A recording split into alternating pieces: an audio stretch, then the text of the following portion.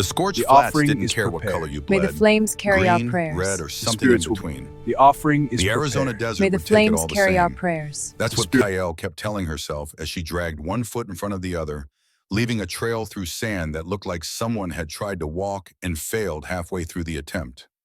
5 days without water does things to you. 4 days without food does worse things. 5 days. 5 days is when you'll start having conversations with rocks, because at least rocks don't judge you for the choices that got you here.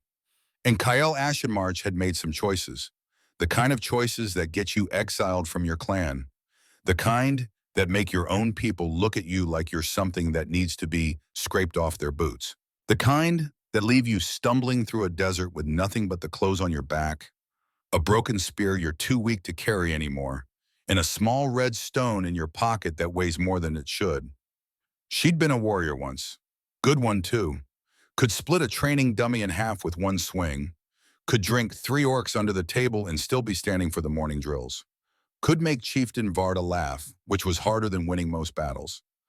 Past tense. All of it past tense now.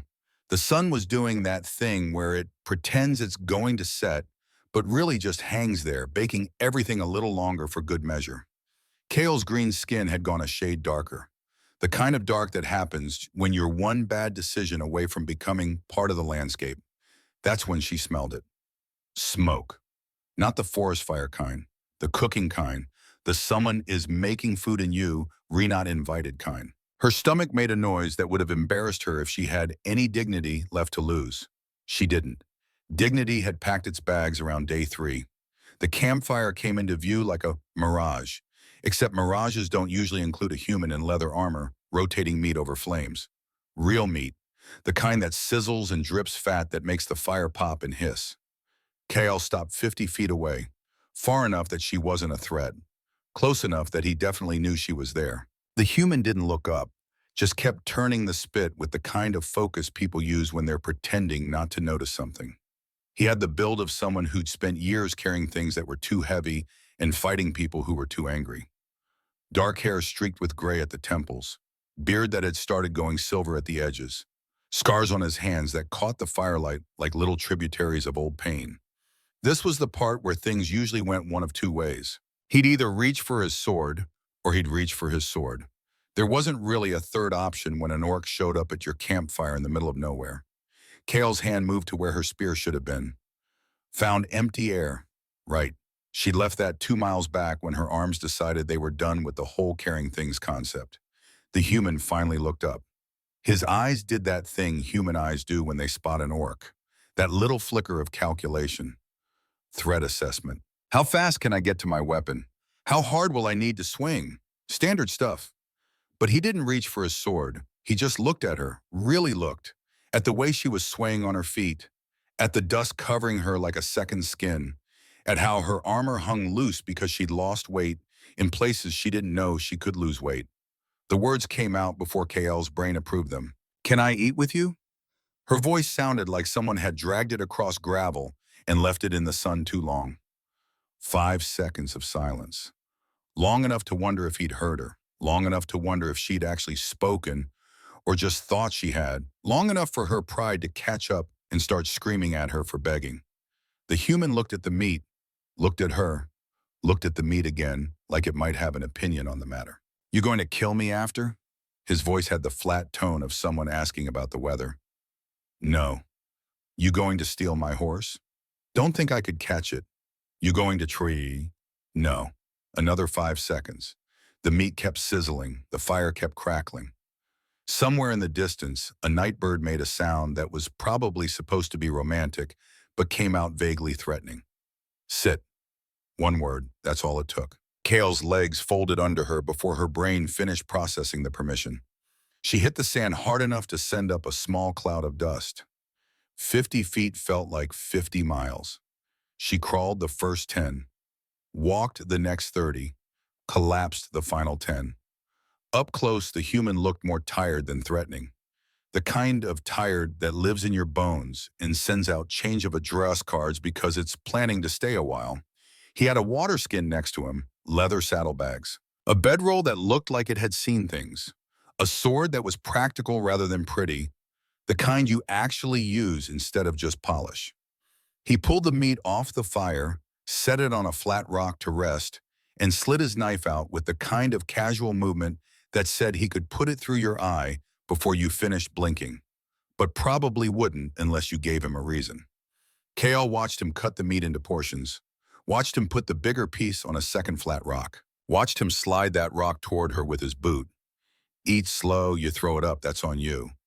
She wanted to say thank you, wanted to explain, wanted to tell him that orcs weren't supposed to beg, weren't supposed to show weakness, weren't supposed to sit at human campfires eating charity like it was a feast. Instead, she picked up the meat and took a bite. It was the best thing she'd ever tasted, not because it was particularly well seasoned. The human had basically just cooked it until it stopped being raw, but because it wasn't sand, wasn't nothing, wasn't the taste of your own failure. They ate in silence, the kind of silence that happens when two people who should be enemies are too tired to be enemies and too hungry to care. The fire popped, the meat disappeared, the night settled in like it had been waiting for an invitation. Water. The human tossed his water skin across the fire. It hit the sand next to Kale with a soft thud. She picked it up, leather-worn smooth, still warm from where he'd been carrying it. She could smell it. Water that wasn't imaginary, wasn't 3 days ago, wasn't a cruel trick her brain was playing. Go easy. His voice had a warning in it. You drink too fast. Too late. Kale had already taken 3 long pulls before her stomach reminded her that it had opinions about this. She stopped, handed the water skin back, waited for the nausea to decide if it was going to make an appearance. It thought about it, decided against it. Kale counted that as a win. Got a name? The human was cleaning his knife on his pant leg, not looking at her, just asking like he was asking about anything. Kale Ashen March. Pause. Thanks for the... She gestured at the empty rock where her food had been. For not killing me. Day's not over yet. It should have sounded like a threat. It didn't. It sounded like a joke. The kind of joke you make when you're so far past caring that you've reached a kind of zen acceptance of how weird life gets. Kale pulled the red stone from her pocket. Jasper with gold veins, polished smooth by hands that weren't hers. It caught the firelight and held it like it was valuable. I can pay. The human glanced at the stone, glanced away. Keep it. It's the only thing I said keep it. He poked at the fire with a stick, sending sparks up into the darkness. You'll need something to remember where you came from when you find where you're going. The thing about humans, Kale thought, is that they're supposed to be predictable. They see orc, they think monster. They see green skin and tusks. They reach for weapons. They don't share food. They definitely don't refuse payment. But this one was doing all of that. Why? The question came out smaller than she meant it to. The human took his time answering, fed another piece of wood to the fire, watched it catch. You asked. Pause. Most people who want to kill me don't ask first. Kale almost smiled. Almost. Maybe I'm smart. Lull you into... You're not lulling anyone into anything. You can barely sit up straight. He glanced at her, and for the first time, something almost like humor touched his expression. Besides, I've fought orcs. You're not moving like someone who's planning an ambush. You're moving like someone who's had a really bad week. Try bad month. Do you want to talk about it? No. Good. Neither do I. They sat there as the fire burned lower. The desert cold started creeping in, the kind that makes you understand why people invented blankets. Kale's empty stomach felt better than her full one had 5 minutes ago, which was probably a sign that her body had forgotten how eating worked. You got somewhere to go? The question came after a while, casual, like he was asking about the weather again. Not really. Running from something? More like exiled from something. He nodded like that made perfect sense. Know the feeling. Pause. Humans exile people? We're creative. We call it dishonorable discharge. He smiled, but it wasn't the happy kind. Means they kick you out and take your pension and tell everyone you're not fit to wear the uniform anymore. Kale looked at him properly for the first time. Really looked. At the way his hands didn't shake. At the calm in his eyes that came from making peace with choices that cost everything. At the quiet that surrounded him like armor. What did you do?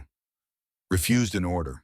Long pause. Dictation, bad order, the kind where you're supposed to kill people who surrendered. Kyle felt something shift in her chest. Recognition, the kind that happens when you realize you're not alone in the specific way you've been broken. So you're homeless too. Prefer independently wandering. That's just homeless with extra words. Sounds better though. A laugh bubbled up from somewhere in Kyle's chest. Small one. Barely there, but real. First time in 5 weeks. It felt strange, like a muscle she'd forgotten how to use. The human pulled his bedroll closer to the fire, settled into it with the groan of someone whose back had opinions about sleeping on the ground. I'm going to sleep. You try anything, I'll wake up. I wake up, you won't like what happens next. Understood. Understood. You can stay till morning. After that? He shrugged. After that, I don't care. Go wherever you're going.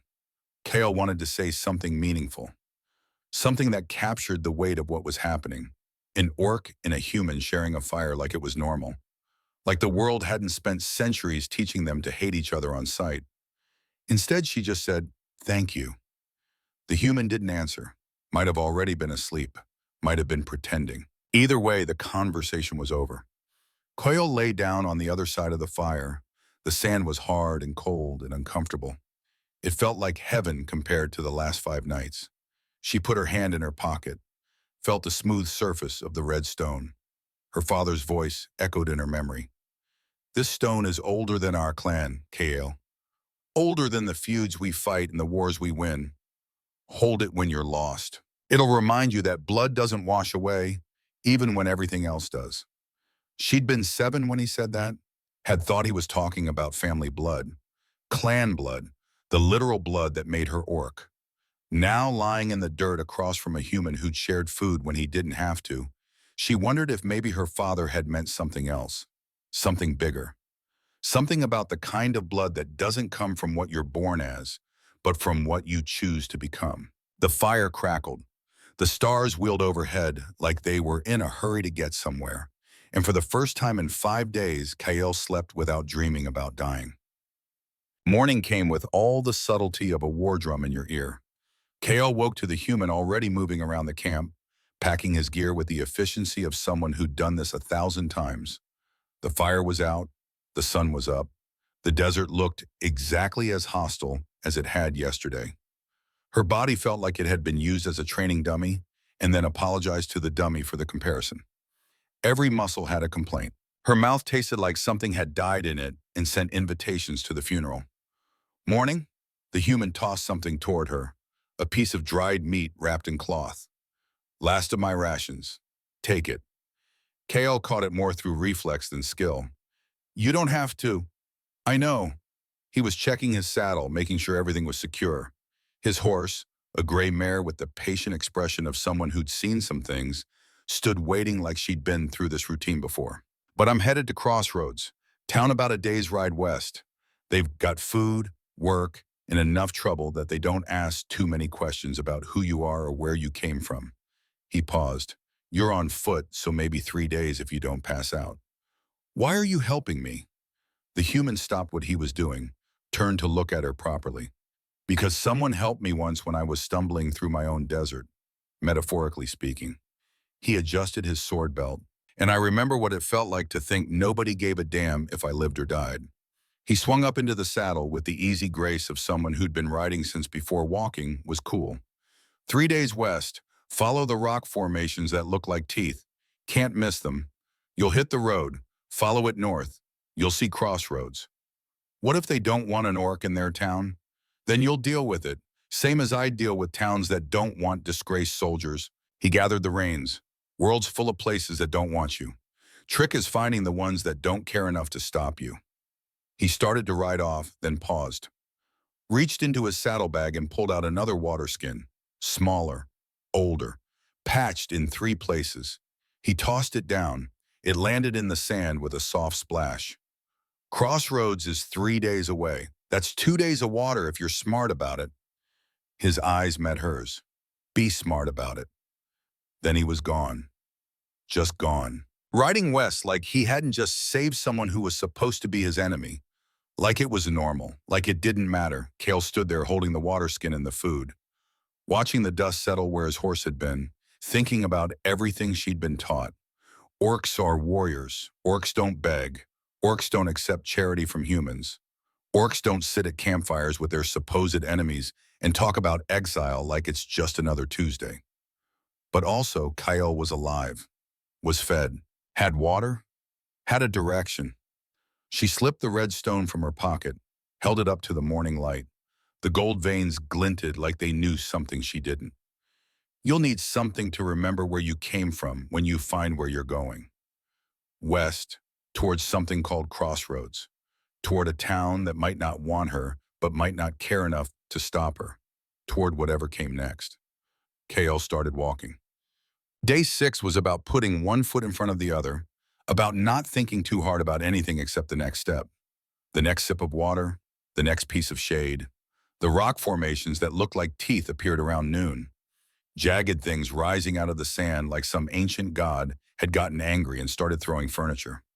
They cast shadows long enough to rest in. KL did, for an hour, maybe 2.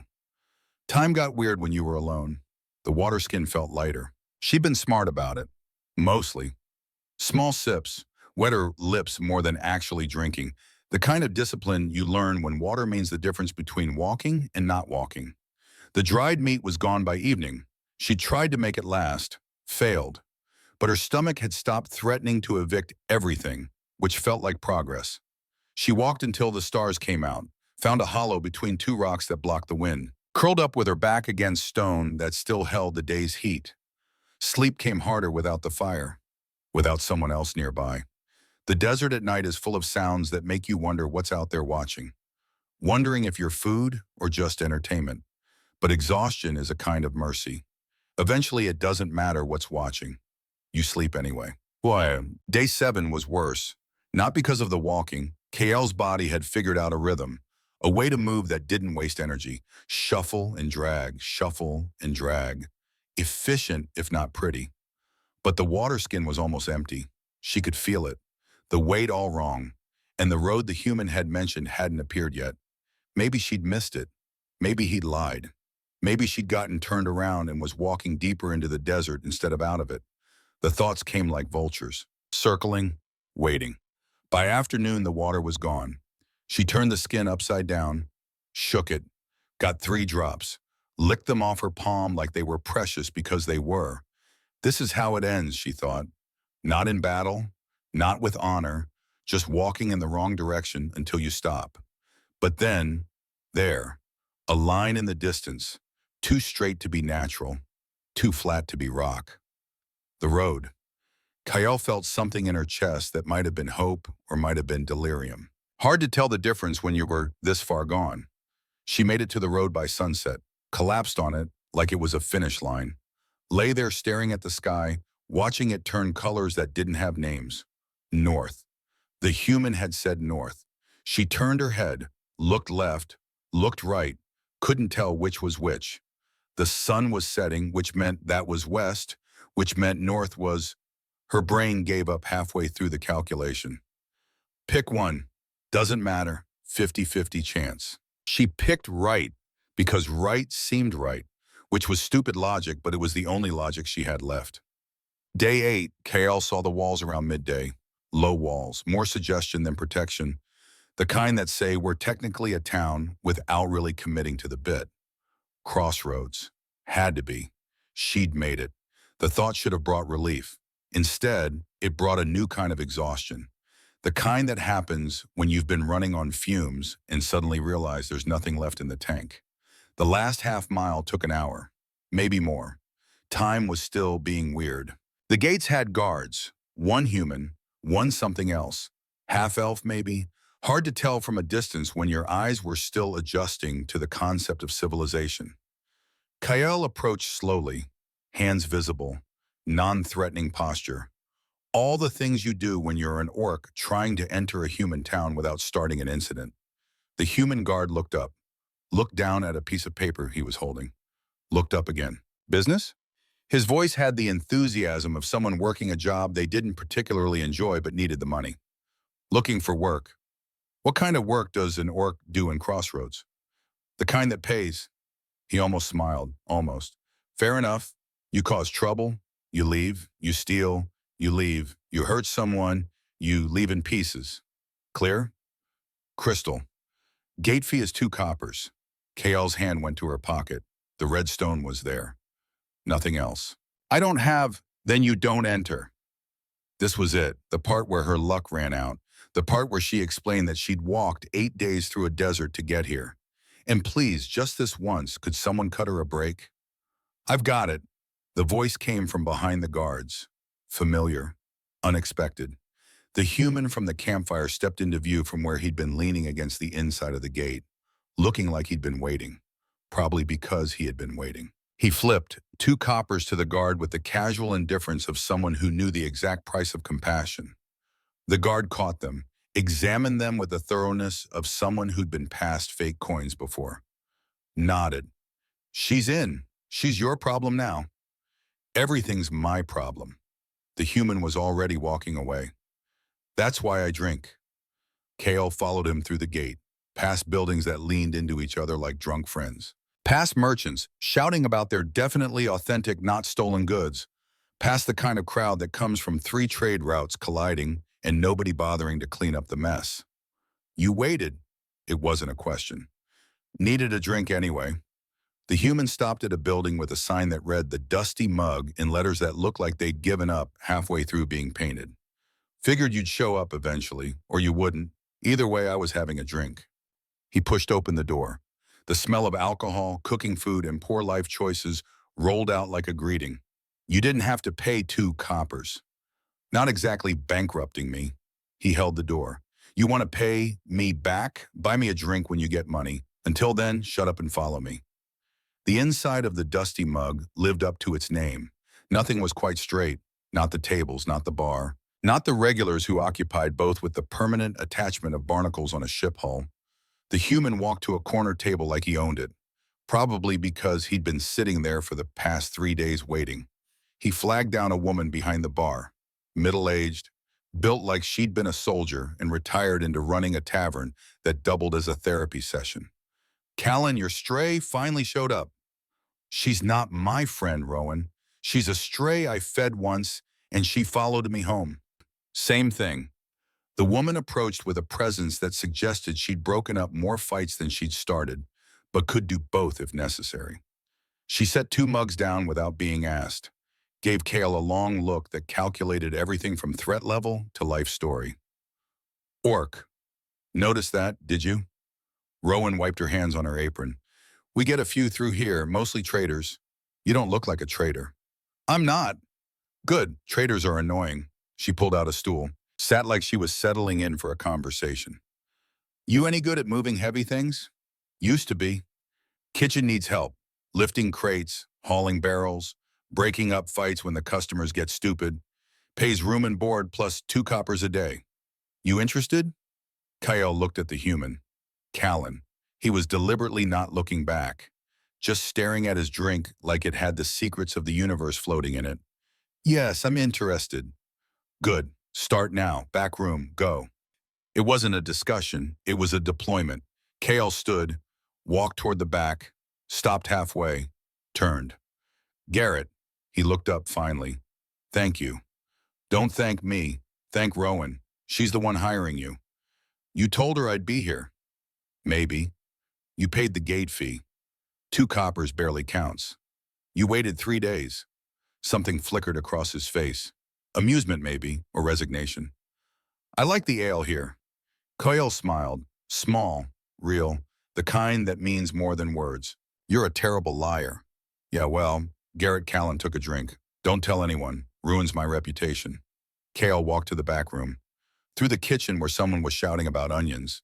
Past storage crates stacked higher than seemed safe. To a small room with a cot and a window that looked out at the street.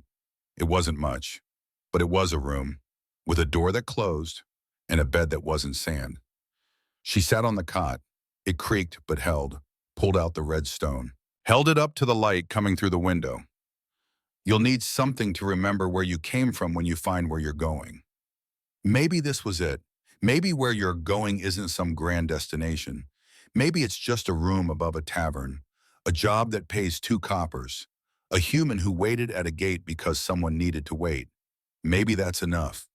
Kyle lay back on the cot, closed her eyes. And for the first time in 8 days, she slept without counting how many days she had left. She slept like someone who'd found something worth staying for, even if she didn't have a name for it yet. 3 months, that's how long it took for Crossroads to stop being a place KL was passing through and start being a place she was passing time in, then eventually, a place she just was. The work was hard, moving crates that weighed more than most humans, hauling barrels of ale up from the cellar, while Rowan shouted instructions that were half orders, half life advice. Put your back into it, girl. Don't let those idiots at table 7 start singing. Nothing good comes from drunk singing. If someone pulls a knife, you pull them out the door. We just cleaned the floor. But the work was also simple. Do the thing, get paid, sleep in an actual bed instead of sand. Eat food that didn't require hunting first. Exist without constantly wondering if today was the day you collapsed and became buzzard food. Garrett was around, not always. He took eyes, guard duty, escort missions. The kind of work that needed someone who knew which end of a sword was dangerous and could be trusted not to rob the client. But he came back to the dusty mug most nights, sat at his corner table, drank his ale, occasionally said something that qualified as conversation. They developed a rhythm, not friendship exactly, something simpler, something that didn't need a name. You look tired. Garrett pushed a plate of bread and cheese across the table one evening. 3rd week, maybe 4th. Time had started blending together in a way that felt comfortable instead of concerning. I lifted 17 barrels today. 17. Sounds excessive. Merchant bought out our entire stock of summer ale. Apparently there's a festival coming. There's always a festival coming. Kale took the bread, didn't argue, had learned that arguing with Garrett about food was pointless. He'd just wait until she wasn't looking and leave something edible nearby. Eat. You're swaying while sitting down. I'm fine. You're swaying while sitting down. Eat. She ate. They didn't talk. Didn't need to. The tavern hummed around them. Conversations in 3 languages. Coins on wood. The scrape of chairs. Someone laughing too loud at a joke that probably wasn't that funny. This is what peace sounds like, Kale thought. Not silence. Just the noise of people existing without killing each other. It was strange how quickly strange things became normal. How a human buying a Nork dinner stopped being remarkable. How walking through town without reaching for a weapon you didn't have became routine. How waking up in the same place 2 days in a row felt less like a trap and more like relief. Month 2 brought rain. Not the gentle kind. The kind that turns streets into rivers and makes you question every decision that led to being outside. Kale was hauling crates from the loading dock when the sky opened up. 50 pounds of grain on her shoulder, 20 feet to the door. She made it in 15 seconds, soaked to the bone, water streaming off her like she'd gone swimming in her clothes. Rowan looked up from the bar, didn't say anything, just tossed a towel. Dry off. Then there's 14 more crates. 14? Merchants in a hurry. Storm's supposed to get worse. It did. By evening, the rain was coming down so hard you couldn't see across the street. Thunder rolled through like someone moving furniture in the sky. Lightning turned the world white and black, white and black. The tavern filled up. People who'd been caught out. People who'd rather drink than listen to their roof leak. People who just wanted company when the weather turned mean. Kale worked the room, collected mugs, broke up an argument about cards before it became an argument about knives. Hauled 2 more barrels up from the cellar because apparently storms made people thirsty. Garrett sat in his corner, watching, not interfering, but present in a way that mattered. Around midnight, a man got loud, drunk loud, the kind that starts with slurred words and ends with furniture damage. Orcs shouldn't be serving humans. It's not right. It's not natural. Kale kept her face neutral, kept moving. Experience had taught her that engagement only made it worse. Hey, green skin, I'm talking to you. Rowan was already moving from behind the bar, but Garrett was faster. He stood, didn't rush, just stood and walked over with the kind of calm that's more threatening than anger. You're drunk. I'm not. You're drunk and you're leaving. You can't. Garrett's hand went to his sword, didn't draw it, just rested there. I can, and I am. Doors that way. Use it. The drunk man looked at Garrett, looked at his sword, looked at the room full of people who'd suddenly gotten very interested in their drinks. He left. Garrett sat back down, picked up his mug like nothing had happened. K.O. brought him another ale. Didn't ask, just set it down. Thanks. Don't thank me. Thank Rowan. She's the one who didn't want to clean up blood. You told him to leave before it got to blood. Yeah, well, Garrett took a drink. Some nights you get lucky. K.O. sat down across from him. First time she'd done that when it wasn't end of shift, when there was still work to do and people to serve. Rowan glanced over, didn't say anything, just went back to washing glasses. You didn't have to do that. I know. He was just drunk and stupid. Drunk and stupid turns into drunk and violent pretty quick. Garrett set down his mug. Besides, you work here. That makes you part of this place. People give you trouble. They're giving this place trouble. Can't have that. Something warm spread through Kale's chest. Not attraction, not gratitude exactly. Something deeper. The feeling of being claimed, of belonging to something that would stand up when you couldn't stand up for yourself. When did you become wise? I'm not wise, I'm just old and tired and too stubborn to give up. Outside, the rain kept falling. Inside, the fire kept burning. And somewhere between the two, something fragile continued to exist, despite every reason it shouldn't. Month 3 brought Captain Draven. He arrived on a Tuesday afternoon with the kind of entrance that said he didn't need to knock because authority was knocking for him. 6 soldiers, Northern Territory's colors, swords that had seen use, boots that had walked through things most people only had nightmares about. The tavern went quiet, not silent, just the volume turning down. Everyone listening without appearing to listen. Draven was in his 40s, gray at the temples, eyes that missed nothing. The kind of officer who'd earned his rank through competence rather than connections. He scanned the room, found Garrett, walked over. Callan, Captain. Garrett didn't stand, didn't salute, didn't do any of the things a soldier was supposed to do when an officer approached. Just acknowledge him like you'd acknowledge a weather. Draven pulled out a chair, sat without asking. His soldiers spread out behind him, not threatening, just professional about the possibility of violence. Been hearing things about you.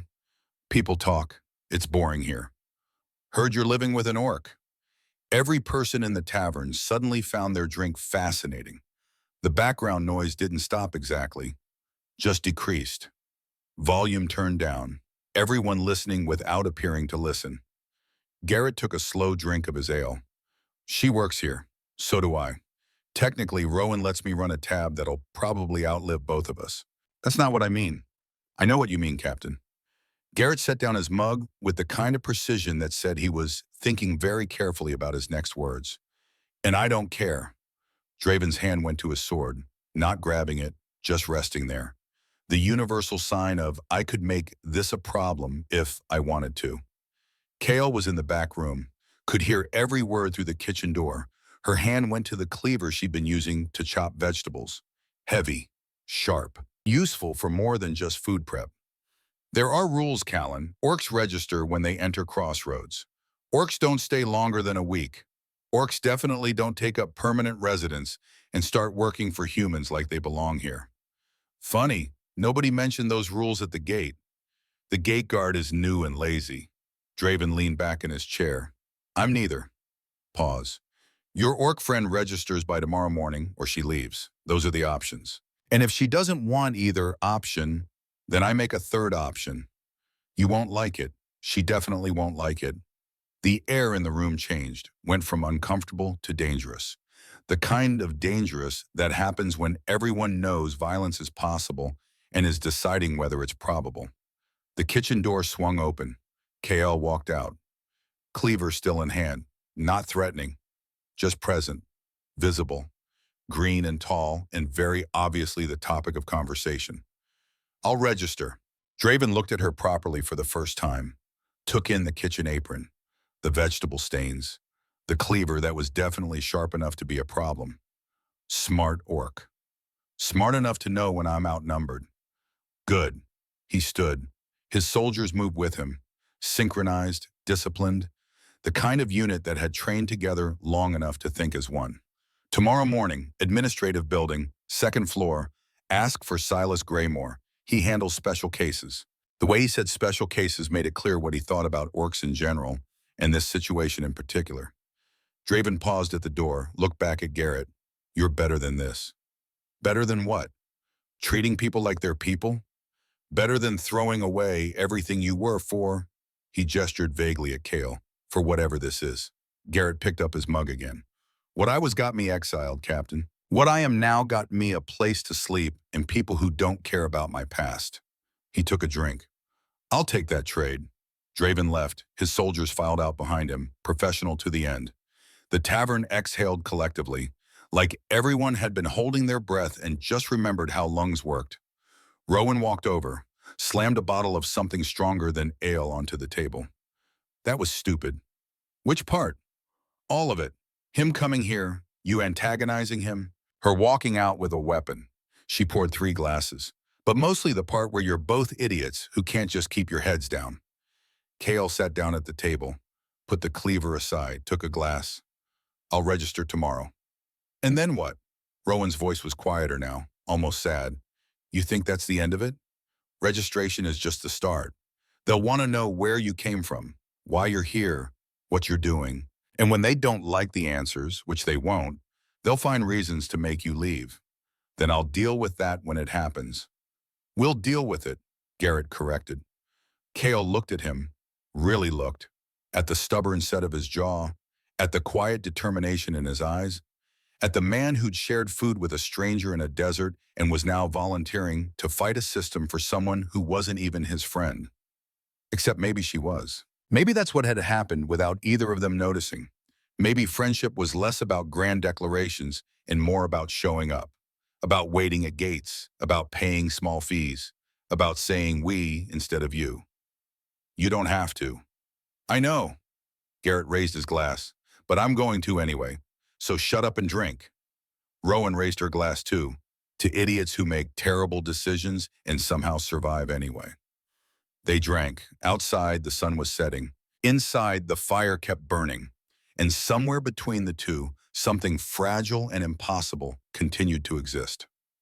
Registration turned out to be exactly as pleasant as a root canal performed by a bear with no medical training.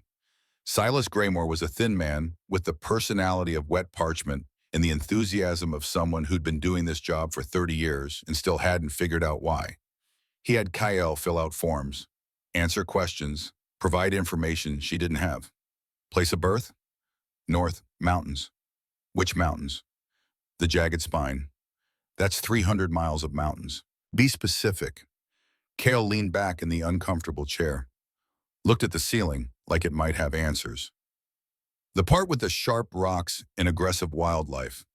Graymore stared at her over his spectacles, the look that said his patience was a finite resource and she was wasting it. Clan affiliation? Had one. Don't anymore. Reason for exile? The words wanted to stay buried, wanted to remain in the past where they belonged. But the clerk was waiting, the quill was poised. And lies had a way of catching up to you. Kale's jaw tightened. Refused to kill prisoners. Graymore's quill stopped moving. He looked up. Really looked. Prisoners? Human militia. After a border skirmish, 6 months ago. We won. They surrendered. Kale's voice was flat, emotionless. The tone you use when you're describing something that still hurts too much to feel. Chieftain Varda wanted them executed, as an example. Said it would show the humans what happens when they cross into Bloodstone territory. Pause. I said no. Said it went against the old codes. Said we were warriors, not murderers. That there's no honor in killing someone who's already laid down their weapon. Her hands were gripping the armrest now, knuckles showing green-white. I was given a choice. Kill them myself to prove my loyalty, or leave and never come back. She met Graymore's eyes. I left. The silence stretched. Long enough to hear the clock ticking on the wall. Long enough to hear voices in the hallway outside. Long enough for Kale to wonder if she'd just signed her own deportation order. Graymore wrote it down. slowly, carefully, like he was deciding how important this information was. Then he set down his quill, folded his hands, looked at Kaya like he was seeing her for the first time. You understand what this makes you? An exile, an outcast, someone without honor in the eyes of your people. Kale's hand went to her pocket, touched the red stone. I understand. I was going to say interesting. Graymore pulled out a stamp, pressed it to her paperwork with unnecessary force. The sound echoed in the small office. There, you're registered, officially recognized as a non-hostile entity with provisional residency status pending quarterly review. He slid the document across the desk. What does that mean? It means you can stay, for now. But if Captain Draven or anyone else decides you're a problem, this paper won't protect you. Keep it with you always.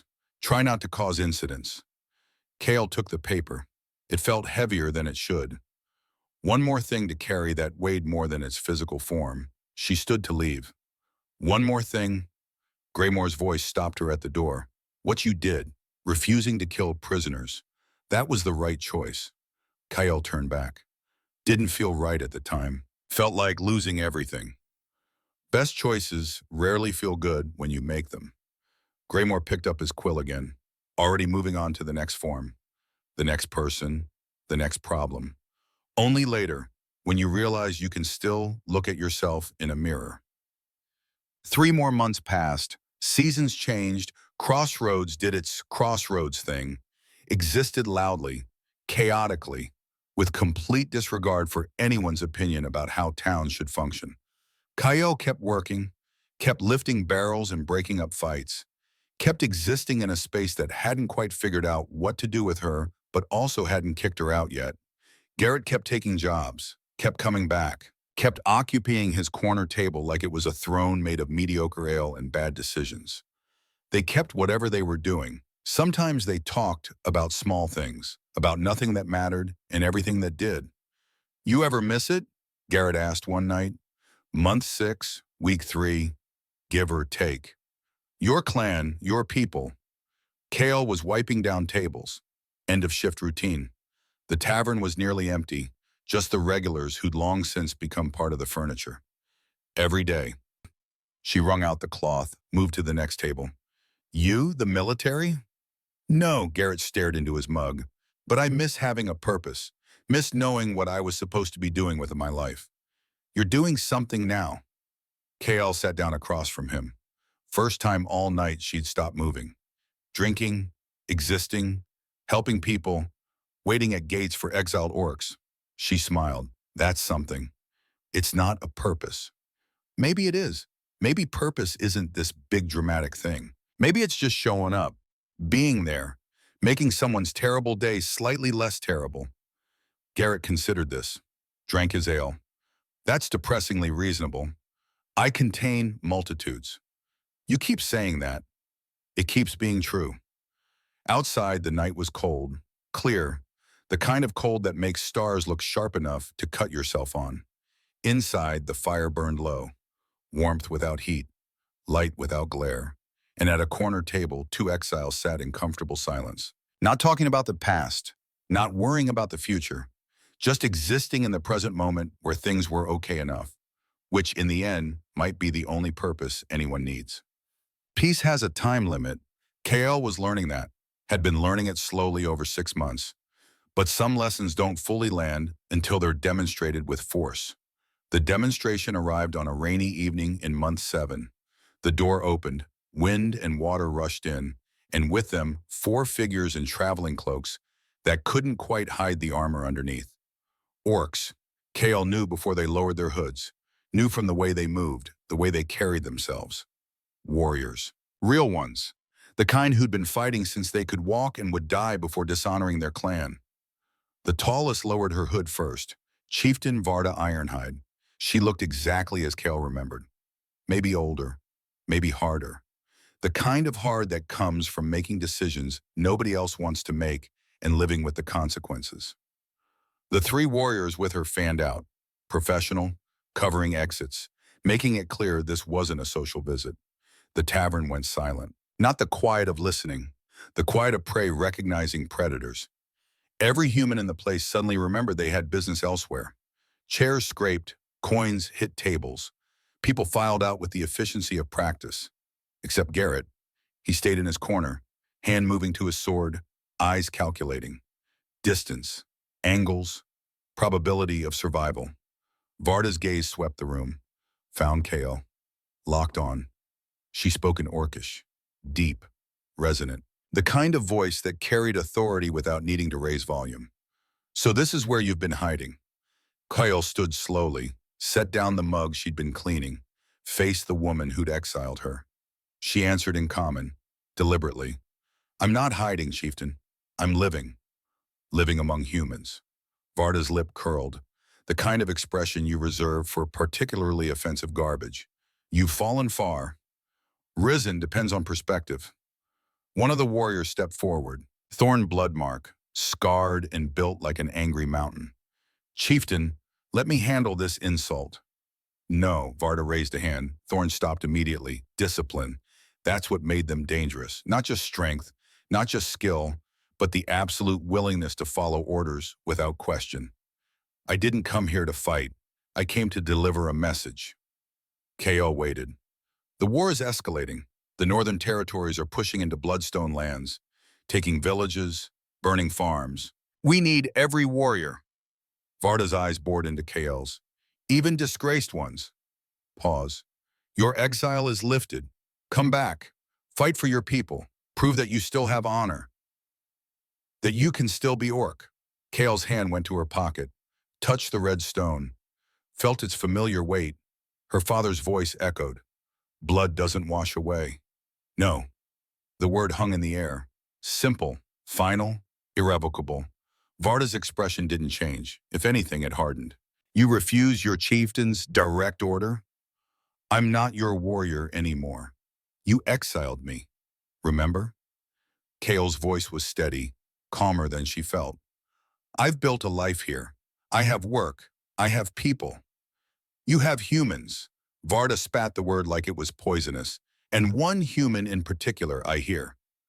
Her gaze shifted to Garrett, who was still sitting, still calm, hand never leaving his sword. Is he why you won't return? This pet you've adopted? Leave him out of this. Why, because you care about him? Varda laughed, the bitter kind.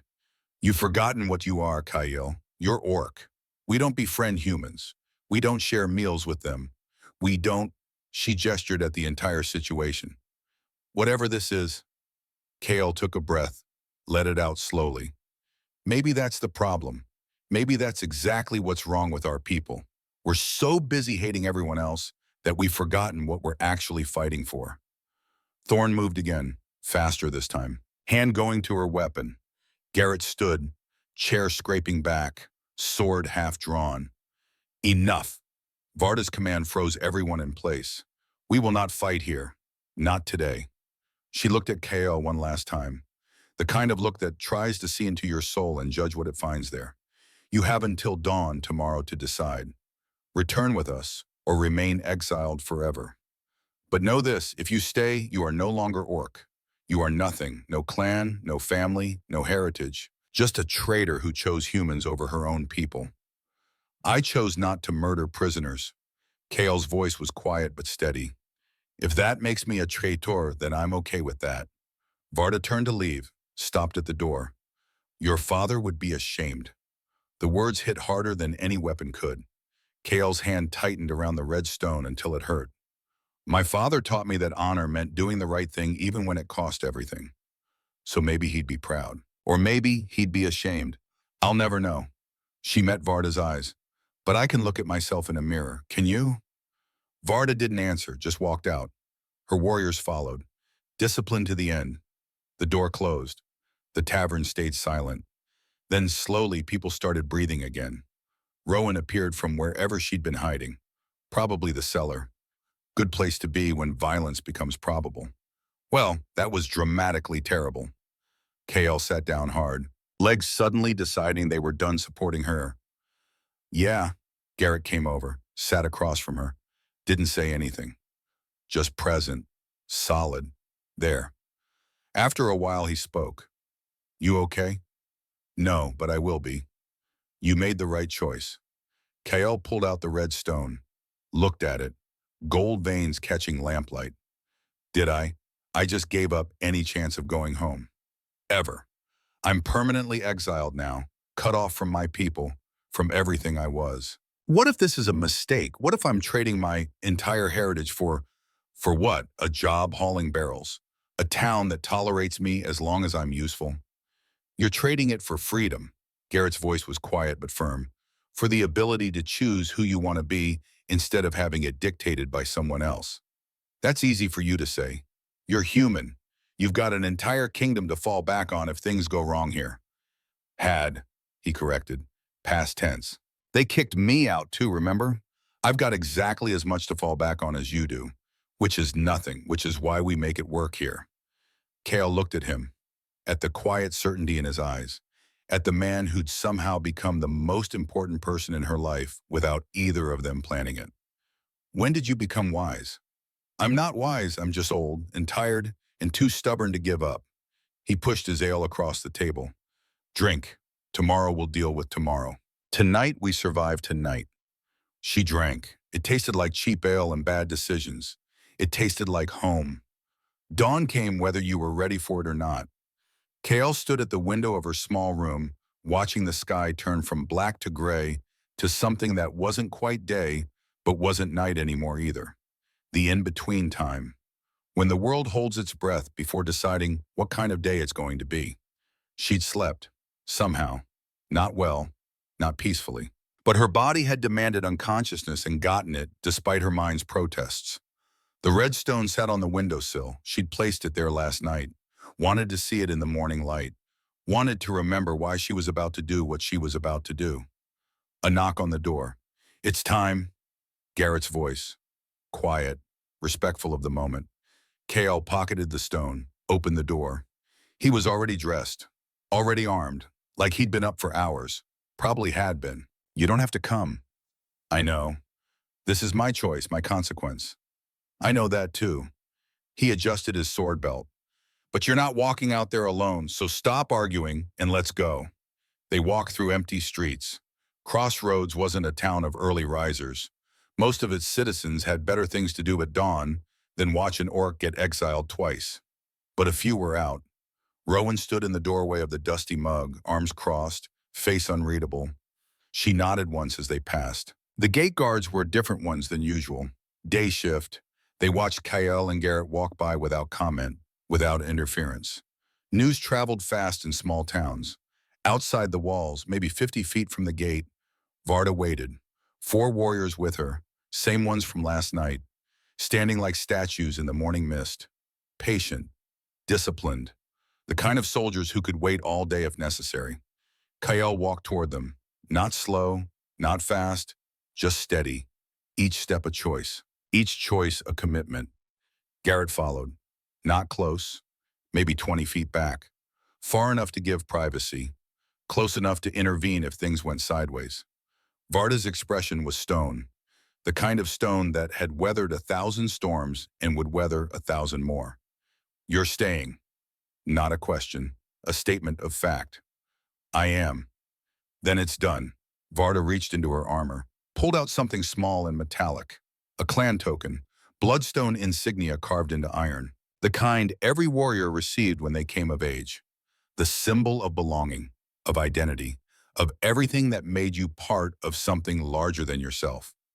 She held it up, let the morning light catch it, then broke it in half with her bare hands. The sound was final, like a bone snapping, like a door slamming shut with no way to open it again. Kale of no clan, you are formally exiled from Bloodstone. Your name will be removed from the lineage stones, your deeds will be forgotten. Your existence will be erased from our history. She dropped the broken pieces at Kale's feet. You are dead to us. The words should have hurt more, should have cut deeper, should have felt like losing something vital. But Kyle found they were just words, just ritual, just the final closing of a door she'd already walked through months ago. I understand, chieftain. Do you? Varda's voice was quieter now, almost sad. Do you understand what you're giving up? Not just clan, not just family, but identity, purpose, everything that makes you orc. I'm still orc. KL touched her chest, felt her heart beating underneath. The green skin didn't fall off. The tusks are still here. But maybe being orc doesn't mean what we thought it meant. Maybe it's not about blind obedience and endless war. Maybe it's about something bigger. There is nothing bigger than clan. There is. KL pulled out the red stone, held it up. The gold veins caught the morning light and held it like captured fire. There's choosing to be the person you can live with. There's finding family that chooses you back. She glanced back at Garrett, still waiting, still present. There's finding people who see you as you are and stay anyway. Varda followed her gaze, looked at Garrett, looked back at Kale. A human, a friend. Her voice carried something that might have been contempt or might have been confusion. We don't have human friends. You don't. Kale smiled, small, sad. I do. And maybe that's why I'm here and you're still fighting wars that never end. Silence stretched between them, long enough for the sun to finally clear the horizon, long enough for the day to decide it was going to be clear and cold. I hope he's worth it. He is. Kale gestured back at Crossroads, at the town still waking up behind its low walls. But more than that, this town, this life, this choice to be something other than what I was born to be. Varda held her gaze for another moment, then turned away. Goodbye, Kale of no clan. Goodbye, chieftain. Varda mounted her dire wolf, because of course she rode a dire wolf. She was that kind of leader. Her warriors did the same, mounted their own beasts, disciplined to the end. They rode out without looking back. Heading north, toward war, toward duty, toward everything KL had chosen to leave behind. KL stood there, holding a broken clan token and a red stone, watching her past disappear into the morning mist. Garrett walked over, stood beside me, not touching, just present. You okay? Ask me again in a year. Fair. He bent down, picked up the broken pieces of the token, examined them in the growing light. These are actually kind of nice. Shame to waste them. What are you going to do with broken pieces of my former identity? I don't know, make them into something new maybe. He pocketed them. Sometimes the best things come from pieces that don't fit anymore. Kale looked at him, at the man who'd shared food with a starving stranger, who'd waited at a gate, who'd stood beside her through all of this without being asked. Ready to go back? Yeah, Rowan's probably got 17 more barrels for me to move.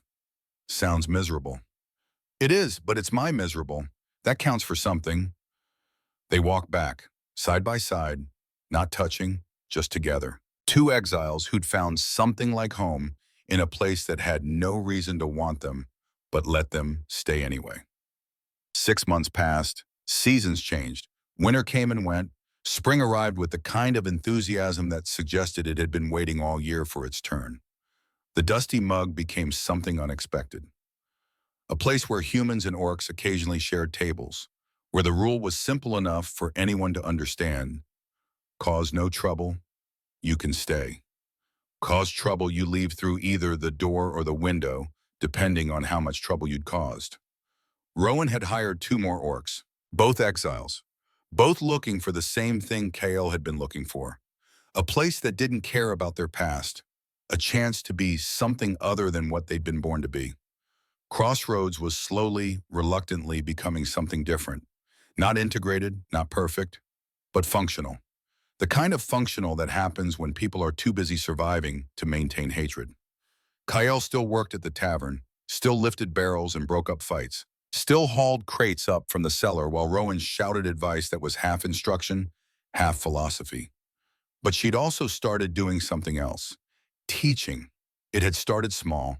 A human boy, maybe 14, had approached her in the market one morning, nervous, holding a practice sword like it might bite him. Can you teach me to fight?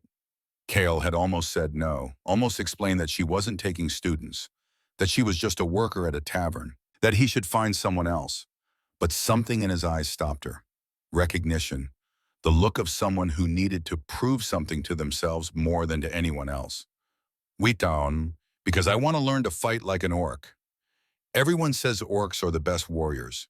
that you're stronger and faster and better than humans. That's not true.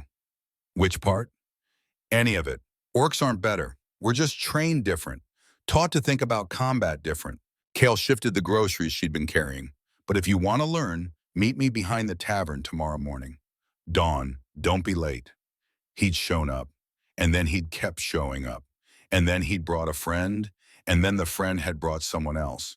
Now, 6 months after her final exile, KL had 8 students, 4 human, 3 orc, 1 half-elf who didn't quite fit anywhere but fit here well enough. She taught them the old codes, the real ones, not the corrupted versions about blind obedience and endless conquest, but the original ones about honor, about choosing when to fight and when to walk away, about protecting those who couldn't protect themselves, about being strong enough to show mercy.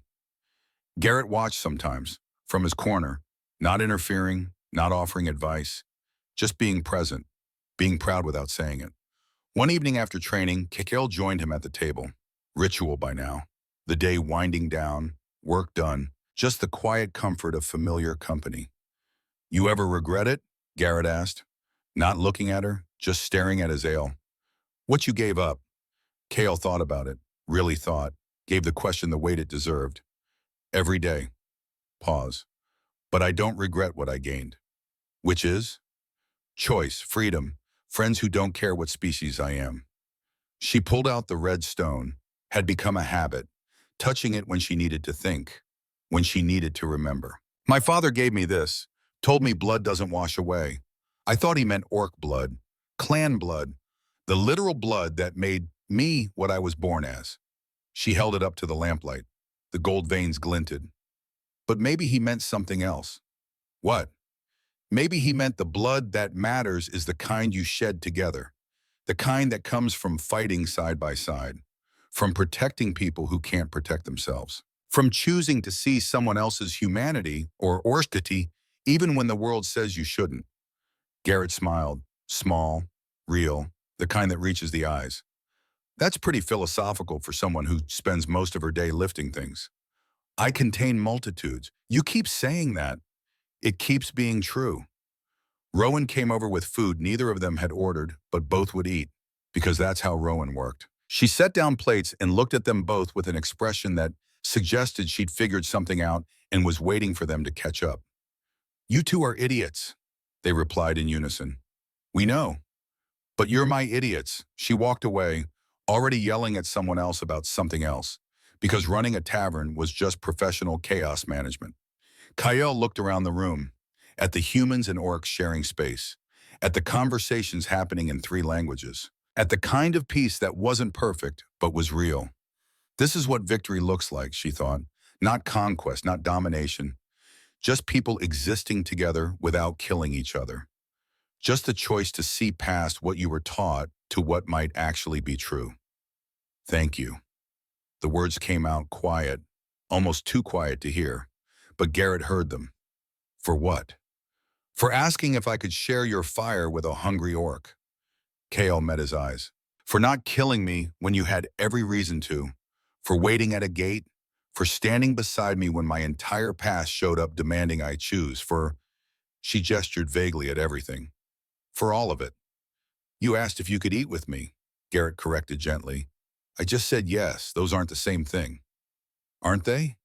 No, you had the courage to ask, to be vulnerable, to risk rejection when you had nothing left to lose. He raised his mug. I just had the decency not to be an ass about it. The courage was yours. Kale raised her mug too. To courage and decency then. The bare minimum that somehow changes everything. They drank. Outside, Crossroads continued existing. Loudly, chaotically, imperfectly. Inside, 2 people who shouldn't have been friends sat together and were. And sometimes, just sometimes, that's exactly enough. The world didn't change overnight. It never does. Change happens slowly, like water carving stone, like seeds becoming forests, like single choices compounding over time until suddenly the landscape looks different and you can't quite remember when it started shifting. Years passed. The dusty mug expanded. Needed to. More orcs came. more exiles, more people who didn't fit anywhere else but fit here well enough. KL's school grew, 20 students, then 30. Then she stopped counting because numbers didn't matter as much as what was being taught. A new generation learning that the old hatreds didn't have to be their hatreds, that they could choose something different. Captain Draven never fully approved, but he stopped actively disapproving. That counted as progress. Other towns started noticing, started asking questions, started wondering if maybe this crossroads experiment might work in their territories too. Some tried it, some succeeded, some failed, but the trying mattered. The possibilities mattered. Garrett eventually stopped taking guard jobs entirely, helped Kale teach full-time. Turned out he was good at it, patient, clear, had a way of explaining complicated concepts in simple terms that made sense to everyone from young humans to old orcs. They never became more than friends. Some stories need romance. This one didn't. What they had was deeper, more fundamental. The kind of bond that forms when two people save each other's lives in ways that have nothing to do with swords and everything to do with seeing each other as people. The red stone stayed in Kael's pocket. She touched it less frequently now, needed it less, but kept it always, not as a reminder of what she'd lost, but as proof of what she'd found. One evening, decades after that first meal by a desert campfire, an old orc and an old human sat at a corner table in the dusty mug. Gray in their hair, now, scars that had stories, wrinkles that came from laughing more than frowning, the kind of comfortable silence that comes from knowing someone so long that words become optional. The tavern hummed around them. 3 languages, 5 species. The kind of crowd that shouldn't work but did anyway. A young orc walked in, thin, dusty, moving like someone who'd been walking for days, looking around with the desperate hope of someone who was one bad break away from giving up entirely. She approached their table, swallowed hard, asked the question that would change everything. "Excuse me, can I eat with you?" Kael looked at Garrett. Garrett looked at Kael. They smiled. "Sit." Kael gestured to an empty chair. "There's always room for one more." The young orc sat, like her legs had been waiting for permission to stop holding her up. Garrett flagged down a server, ordered food without asking what she wanted, just ordered enough. The way someone does when they remember being that hungry. "What's your name?" Kael's voice was gentle, the tone you use with wounded things. "Sarah, Sarah Ironfoot." "Where are you coming from, Sarah?" "North, the Razorback clan. I was—" She stopped, like the words were too heavy to lift. "Exiled?" Kael offered the word like a gift. Sarah nodded, relief flooding her face, the relief of being understood. "I refused to burn a human village. Chieftain said it was necessary. Said we needed to send a message. I said no. Said there were children in there. People who'd never hurt us." She looked down at her hands. "He gave me a choice. Do it anyway or leave forever. So I left." Kael reached into her pocket, pulled out the red stone, set it on the table between them. "My father gave me this 30 years ago. Told me blood doesn't wash away. I spent half my life thinking he meant one thing. Spent the other half learning he meant something else entirely." She pushed the stone towards Sarah. "The blood that matters isn't the kind you're born with. It's the kind you choose, the kind you shed standing beside people who see you as you are, who stay anyway." Food arrived, more than enough. The kind of meal that says, "You're safe now, you can stop running." Sarah ate, not as desperately as Kael had eaten that first night, but close. The hunger of someone who'd been walking on empty for too long. "What do I do now?" The question came between bites. "Now?" Kael leaned back in her chair. "Now you eat. Tomorrow you work. Day after that, you start learning what it means to choose who you want to be instead of having it chosen for you." "It's that simple?" "It's that complicated." Garrett spoke for the first time. "But you don't do it alone. That's the important part. You don't do it alone." Sarah looked at them, at the old orc and the old human, at the tavern full of people who shouldn't be getting along but were, at the possibility that maybe, just maybe, there was a different way to live. "Why help me? I'm nobody. I have nothing to offer." "So was I." Kael smiled. "So was he. That's the point. We're all somebody's nobody. The question is whether someone gives you a chance to become somebody anyway." She raised her mug, Garrett raised his.